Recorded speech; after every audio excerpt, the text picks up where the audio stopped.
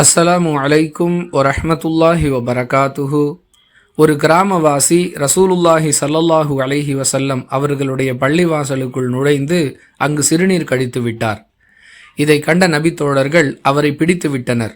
அல்லாஹுவின் தூதர் ஸல்லல்லாஹு அலைஹி வஸல்லம் அவர்கள், அவரை விட்டுவிடுங்கள், அவர் சிறுநீர் கழித்த இடத்தில் ஒரு வாளி தண்ணீரை ஊற்றுங்கள்.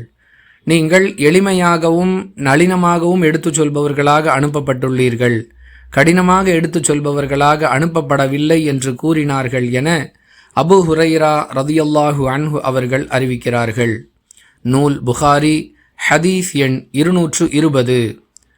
அனஸ் ரதியல்லாஹு அன்ஹு அவர்களுடைய அறிவிப்பாக புகாரியில் பதிவு செய்யப்பட்டிருக்கும் 219வது ஹதீஸில் அந்த நபர் சிறுநீர் கழித்த இடத்தில் ரசூலுல்லாஹி ஸல்லல்லாஹு அலைஹி வஸல்லம் அவர்களே தண்ணீரை ஊற்றினார்கள் என பதிவு செய்யப்பட்டிருப்பதை பார்க்கிறோம்.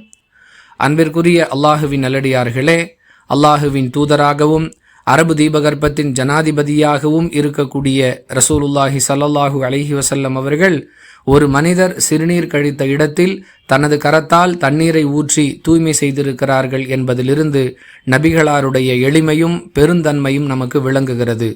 மேலும் பள்ளிவாசலுக்குள் சிறுநீர் கழித்த மனிதரையும் பெருந்தன்மையோடு மன்னித்து அவரை விட்டுவிடுங்கள் என்று சொன்னதிலிருந்தும், நீங்கள் நளினமாகவும் எளிமையாகவும் எடுத்துச் சொல்ல வேண்டும் என்று அறிவுரை கூறியதிலிருந்தும், மார்க்க உபதேசத்தை சொல்லும் பொழுதும் நாம் சில சந்தர்ப்பங்களில் எளிமையை, நளினத்தை கடைபிடிப்பதே அவசியமாகிறது.